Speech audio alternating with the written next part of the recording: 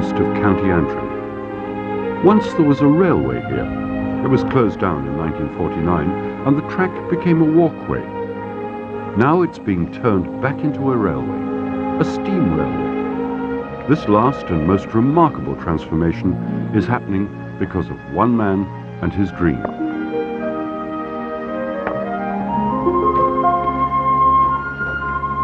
Well, it goes back really to childhood. I think everybody in those days was absolutely taken by it.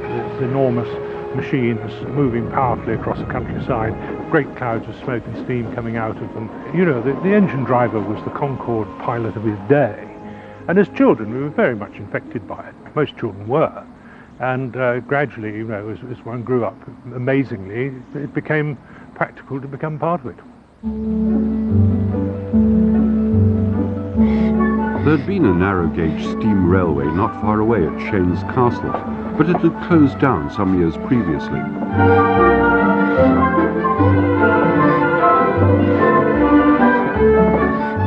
Here we had a little railway 60 miles away looking for a new home. The track bed of an old tramway coming to a major tourist location, and it seems to me but common sense to put the two together.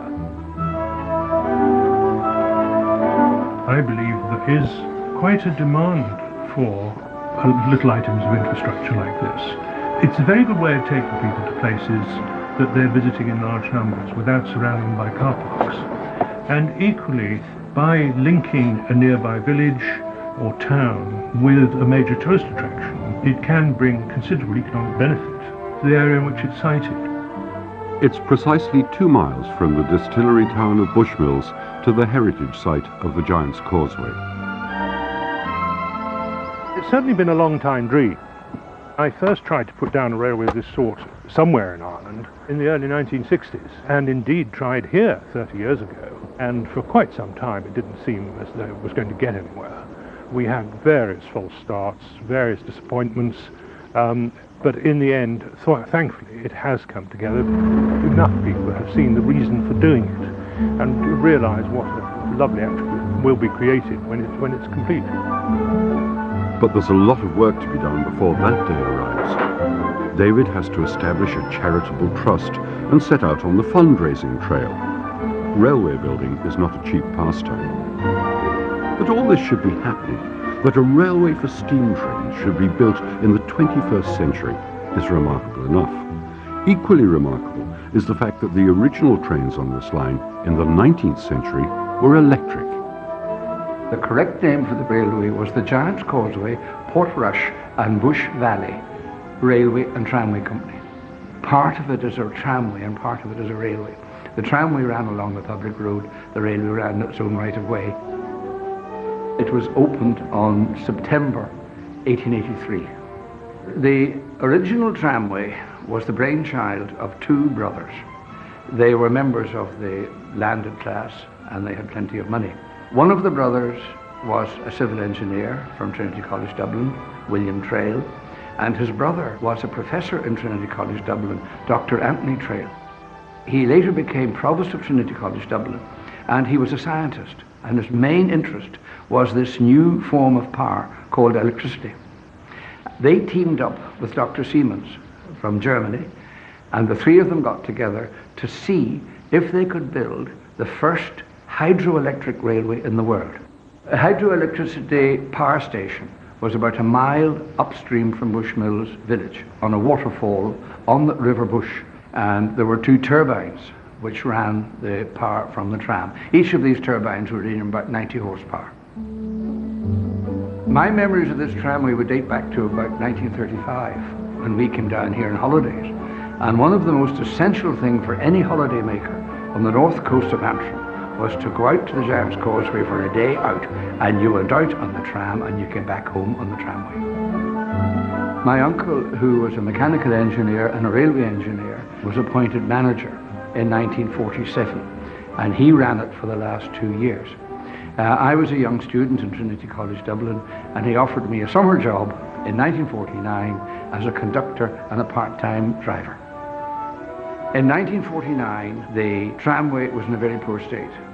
My uncle had done a lot of work on the track between 1948 and 49, But unfortunately, he just didn't have the funds to run to the repairs that were required. There just wasn't the money to go on. And unfortunately, there was no interest from the government, there was no interest from the tourist board, there was no interest from the other railways. And the tram just closed.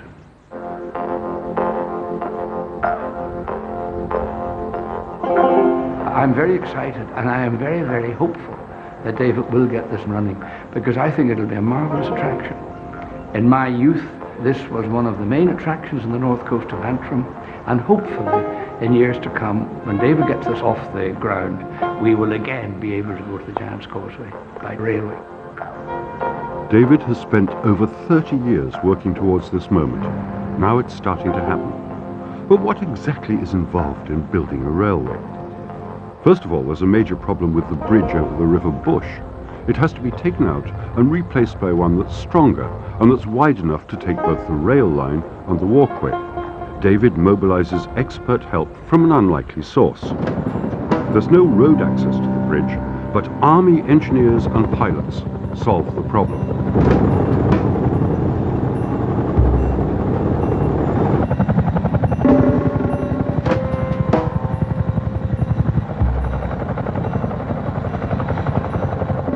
I've never done anything quite like this before. It's 2 years with a bit of luck and 3 years if we run into problems. I mean, it's typical of activities like this, that they do tend to take longer than you think, because if one thing holds you up, all sorts of other things then become out of sequence.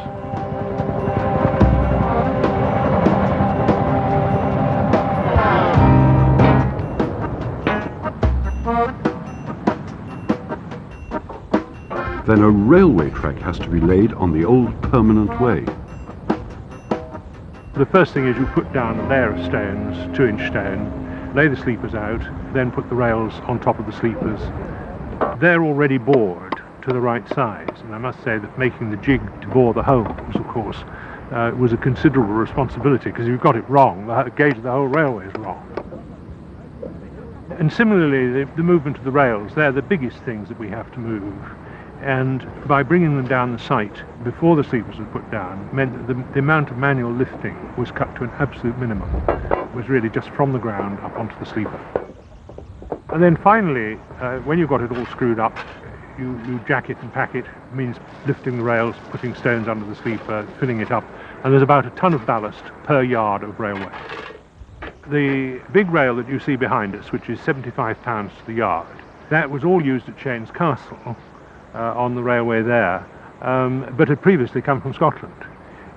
It's a size which was often used by the military railways rather than the big mainline railways, which would be bigger still.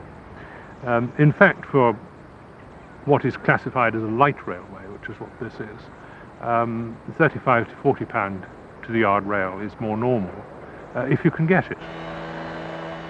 We always knew it wouldn't be quite enough, and some more will be coming from Wales, where they were formerly in use on the Vale of Rheidol railway. Little railways were always constructed usually with hand-me-downs, even when they were new. We're no exception to that in this particular case. We have a group of people from Enterprise Ulster under the foreman who retired from Northern Ireland Railways, and they've done a very, very good job for us. A man with a dream so powerful he can change the landscape. But local people use this landscape. What's their reaction to all the activity? I love walking. It is one of my passions. I walk usually from my home in Port Ballantrae, right up over the headland here, up to the Causeway, and it's absolutely beautiful. I don't think there's any place else on earth just quite so lovely. I had always welcomed the thought of something like this being resurrected. But some of the people I know might be a little bit apprehensive about the railway being restored. There have been a few remarks passed that perhaps it would ruin their walk and things like that. I'm not worried about it at all.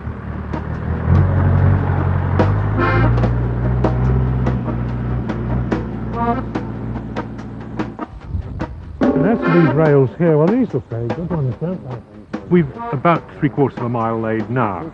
Been holding fire, laying the last bit up to the causeway, so that we could get the pathway built at the same time rather than delaying it.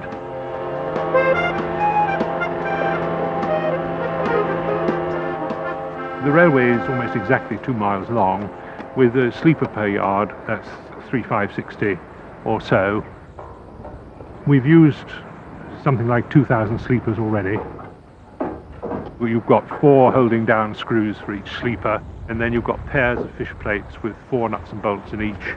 And as the rails are, some are 40 feet, some are 20 feet, some are 30 feet, it's quite a difficult calculation, in fact, to know how many you need. Until you've got the rails laid out, you walk along them one by one, checking it very carefully.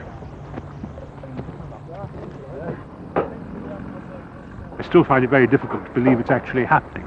And yet, the more you look at it, the more obvious it seems to be that this should have been done. Right, now Cecil, we've still got some track to lay on this side. Yes, that's right. Any idea how long you think it'll take us to get up to the level crossing? Around about another fortnight or so. We'll be up. Okay, yeah. Yeah. How many sleepers do you think I should organise for that section? Around about 300. You reckon? Yeah. Yeah. That all came off the railway between Sligo and Tuam, you know. Those The very rails start. on the, yes, Oh, did yes, it? yes. And this came from somewhere in Scotland, Yeah. and now we're getting some from Wales. So we're a real, good. a real mongrel, aren't we? How much are we bringing in from Wales then? About 22 tons. 22 tons. Yes, yes.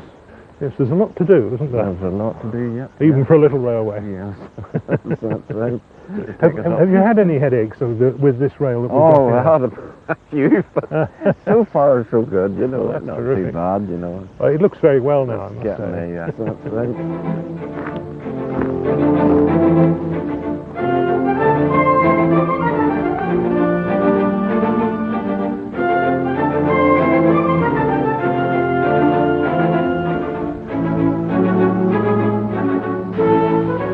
Causeway, and it's gone ahead by leaps and bounds, and I must say it's a very great credit to the contractors that they've done so well in such a short time. First of all, the foundations were dug, and then the steelwork went up. The block work's been going up at a great rate. Roofs have gone on. The old carriage shed and the locomotive shed are based on the old tramway depot at Port Rush.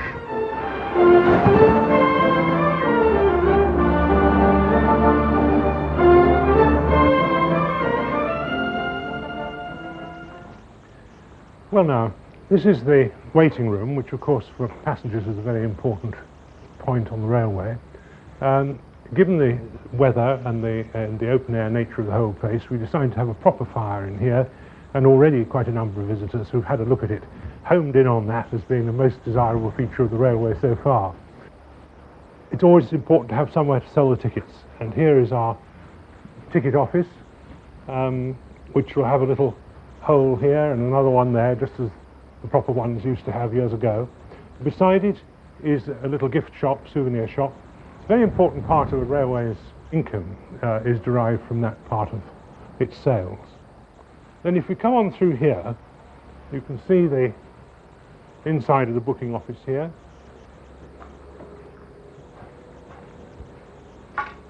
And we move into the railway's administration office. This reflects the architectural interest with the very attractive round-top windows, very similar to those which were put in many early railway stations, especially in Ulster in the 1840s and 1850s, and indeed later. I suppose ultimately this is going to be my office. If I'm going to spend the rest of my life here, I thought I might as well have something nice to look out of. All the railway's administration will be done from here. Arranging of party bookings, tickets, postcards, all that kind of thing, all be ordered from here, and all the things that you normally associate with the administration.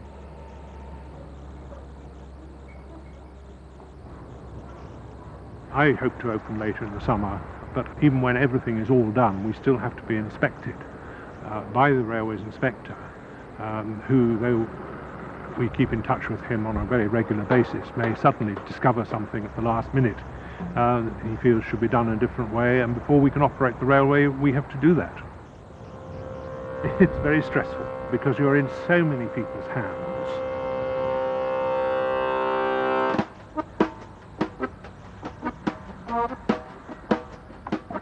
There's more to building a railway than you might imagine. Apart from the track itself and the bridge, there are things like a proper station and, of course, a level crossing. What we're doing today is reinstating the level crossing across the Runkery Road to link the terminus of the station with the rest of the railway. What we have to do is to literally dig up the road, build a railway through it, and then reinstate the road. To do this, you have to get a good deal of legislative approval before you dare do such a thing.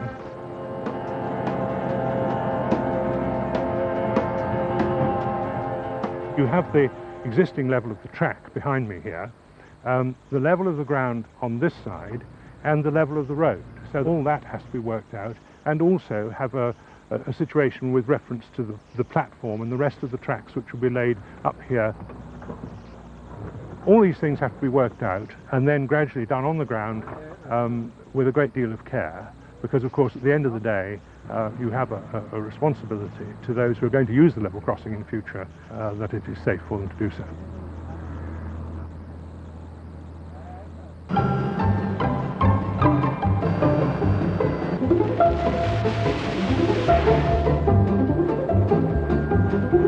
You come in there, you'll be slightly below. I will. Out there, I'll maybe hit you. That means that has to come out. Right.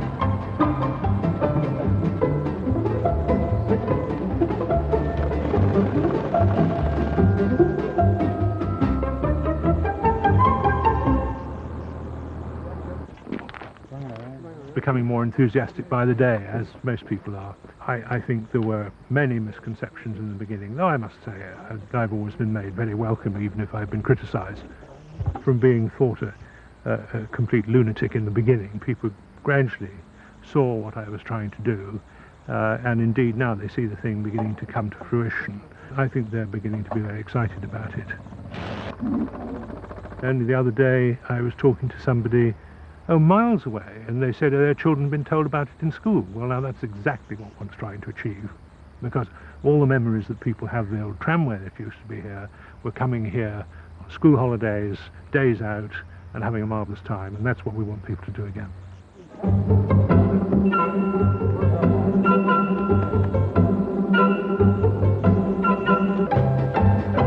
Where's your lead bar?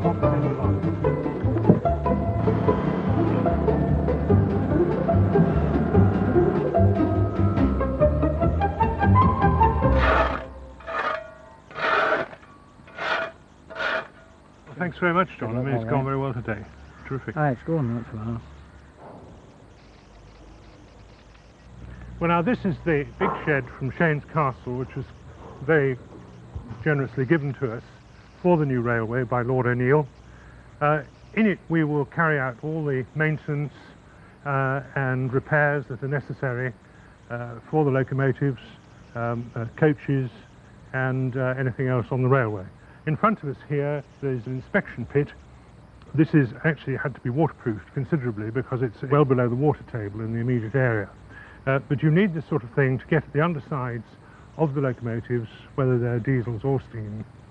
Looking up into the roof of the building, you can see this wonderful 20-ton crane, which is a great luxury for a little railway like this. But it does mean that you can lift the boilers out of the locomotives if you have to change them. Lift means you can even lift the locomotives themselves if you have to take the wheels out. And all these things are a necessary part of running a steam railway with equipment which is, in its essential design, not particularly user-friendly. Nevertheless, it looks very nice once it's underway.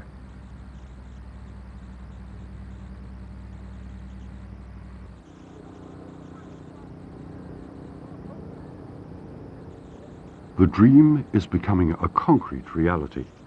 But it's not been plain sailing. Something's gone badly wrong back at the station.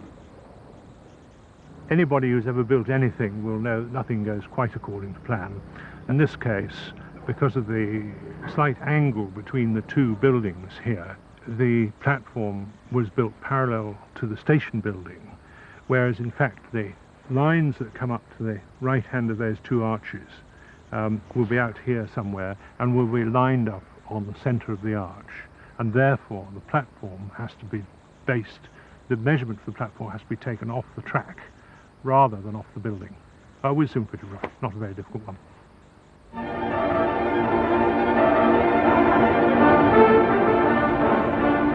While that one's being sorted out, David makes a flying trip to Wales. He's on a quest. This is going to be a passenger railway, so it needs carriages and locomotives to pull them. Most of the rolling stock is coming from the railway that closed down at Shane's Castle. But for safety reasons, the carriages have to have modern braking systems fitted. You can't just go out to a shop and buy parts for steam trains. The technology is mostly obsolete and the skills have been lost.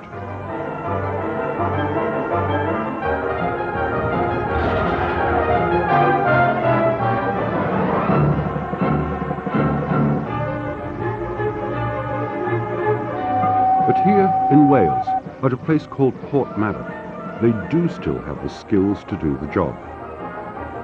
Here the whole heritage of steam is preserved with pride and passion. Shining machines from an age before plastic. Machines built to last forever at a time when engineering was still compatible with beauty. Well, now what we've got to do is to get the trailer so that it's set equally on the track, and then the coach comes down with the wheels either side, and then we just let it down on the winch. But here, David is going to encounter yet more problems.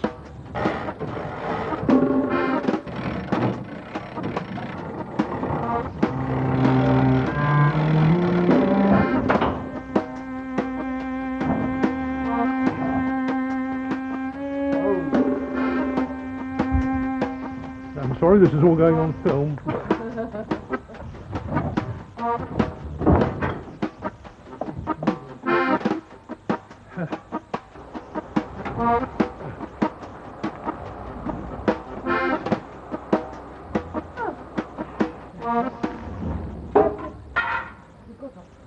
Yes, thank goodness. Now we've only got the other one to get back on again.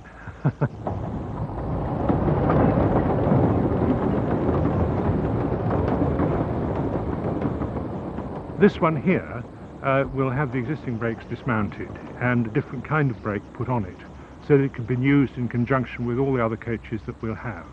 The point is that the whole train has to have a brake on every coach, and that one that we've just delivered has a hand brake as well, so that if the train is standing by itself without the vacuum brakes, you can still park it with that hand brake that gave us so much trouble getting it off.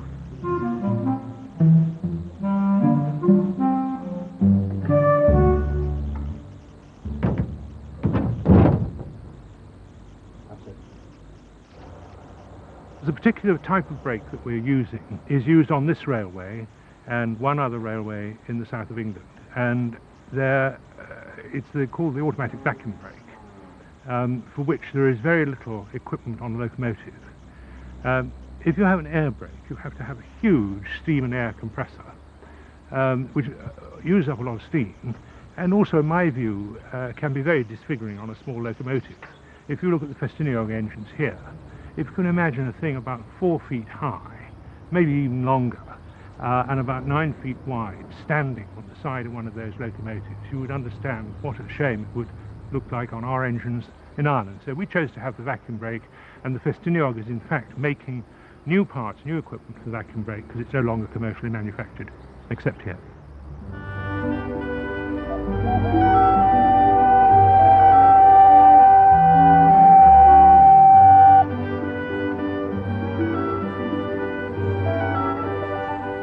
And in this beautiful part of Wales, it becomes easier to understand the dream that has driven David.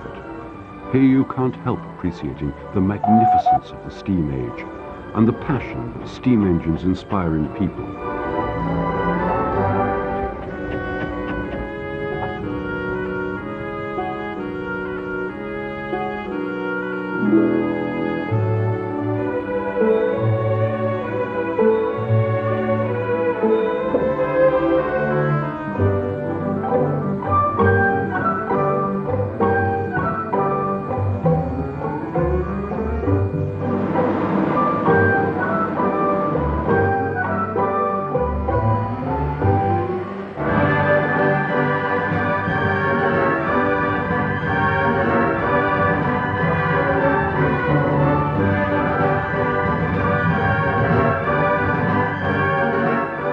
Another day over, and another obstacle overcome.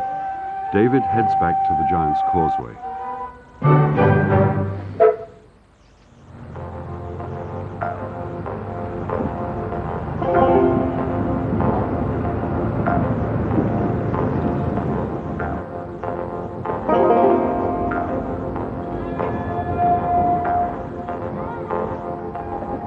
This will be a steam railway, but to help in its construction, which involves shifting a lot of heavy and bulky materials, a diesel locomotive is pressed into service.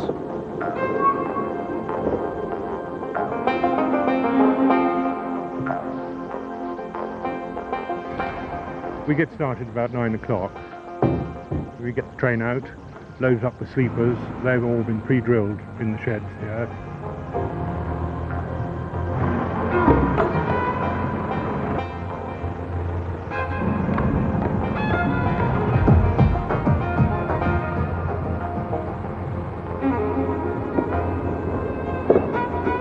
We take it down the line, and then we're heading on for Bushmills just as hard as we can go. We'll be reaching Bushmills round about Christmas time, I should think.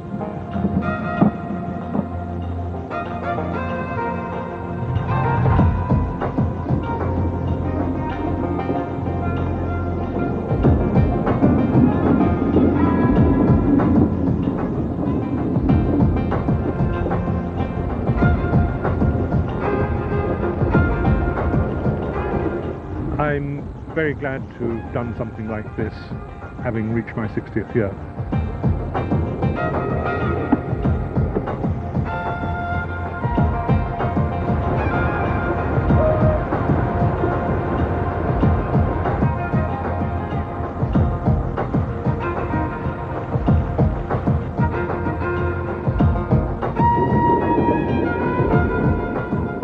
The new bridge is in position and working well. It seems like half a lifetime since the army flew away with the old one. But how is it all working out from the financial point of view?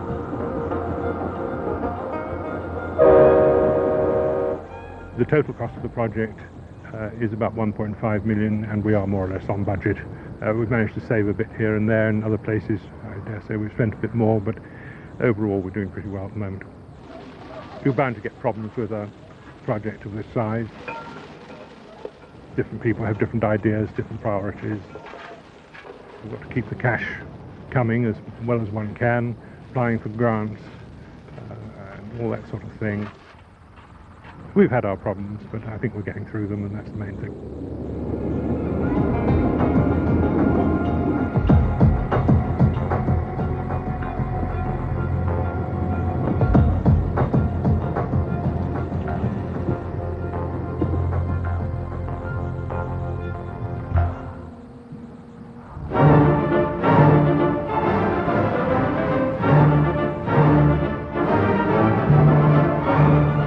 They're coming. The diesel locomotive is a great workhorse, but David and his team are steam buffs. This is what they've been waiting for, the real thing, and the convoy is on its way.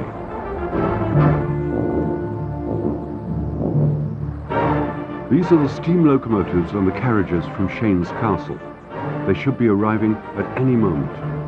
David is pacing up and down the platform.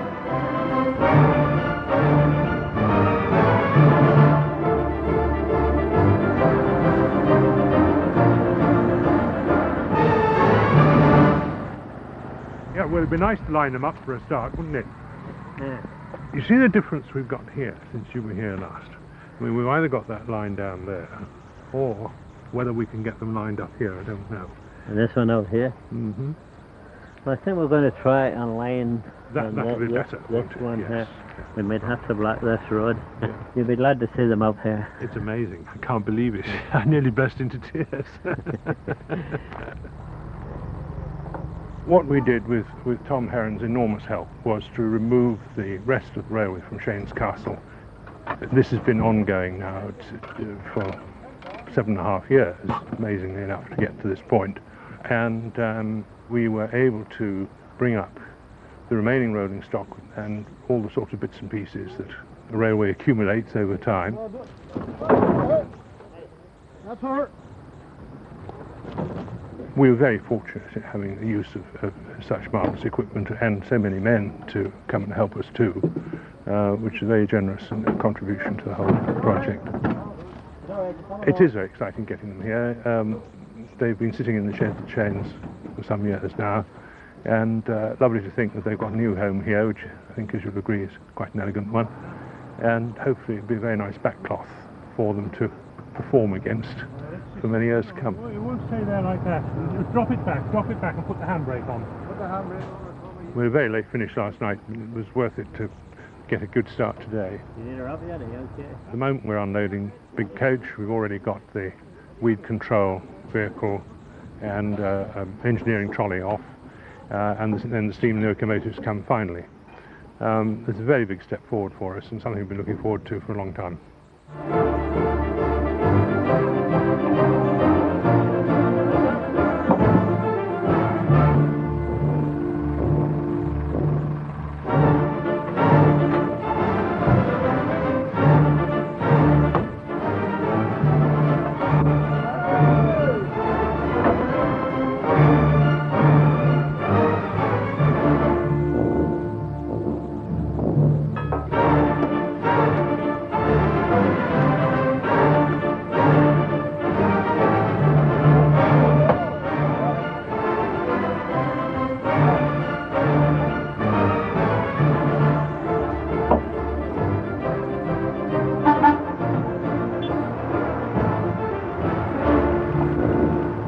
The first time since the early 1920s there's been a steam engine at the Giant's Causeway, and I hope they'll be here for a long time to come.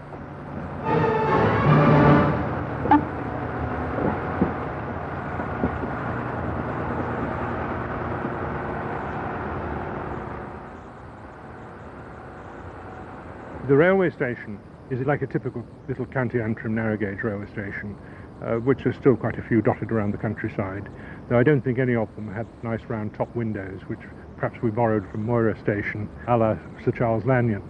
But generally it's a very typical little building with all the right trimmings.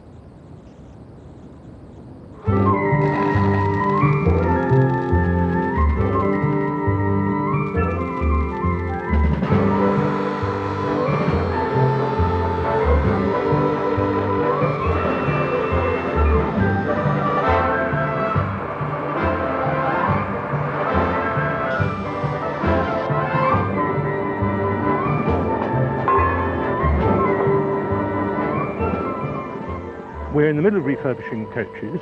Some are partly painted, some have got brakes, some haven't. We've got to do all that. We've got to fit the gear to the locomotives to work the brakes. We're finishing off levelling the track. There's fencing and level crossings to go in. All the noticing, you can imagine the number of notices over a 2-mile site for a railway, not inconsiderable. And when we've got all that together, we invite Her Majesty's Railway Inspectorate to come and tell us whether we're fit to run or not. And provided they don't provide too long a shopping list, we'll hope to be operating towards the end of the summer at least.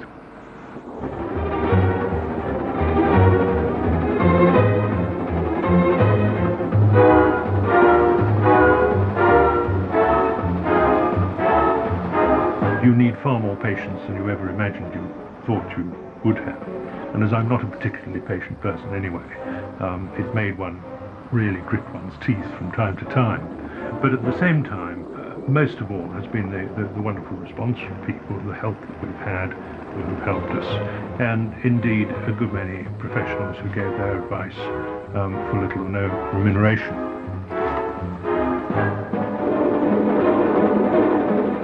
It's a moment, obviously, that we've all been waiting for a very long time. And looking back and thinking of the last day at Chains Castle and how far we've come to get the first day here, it's really a colossal journey to have made. Hello, could I have an adult return, please? £5, please.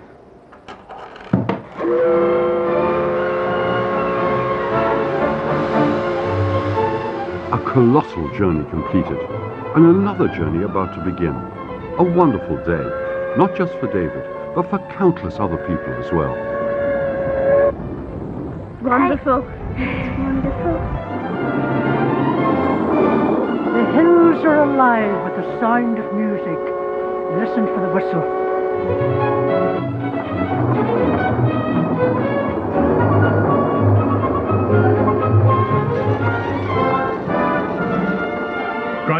maintenance is one of my great pleasures. There is something about making that machine work. The joy of a steam engine is always that it will perform as well as you perform. It's not just a case of sticking your foot on the pedal. You've just jolly well got to get it right, and if you don't, it won't.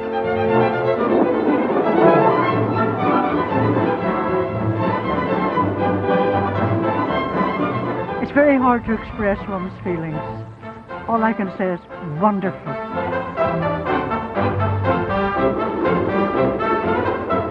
I think it's great. I like running beside it.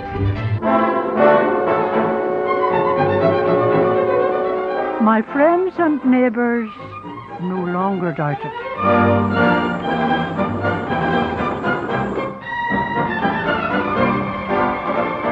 I saw this something that was needed to be done, should be done. I wanted to get it done. I've spent my life doing things. As it is, I've just got to make quite sure everything works for people and give them as good a time as we possibly can.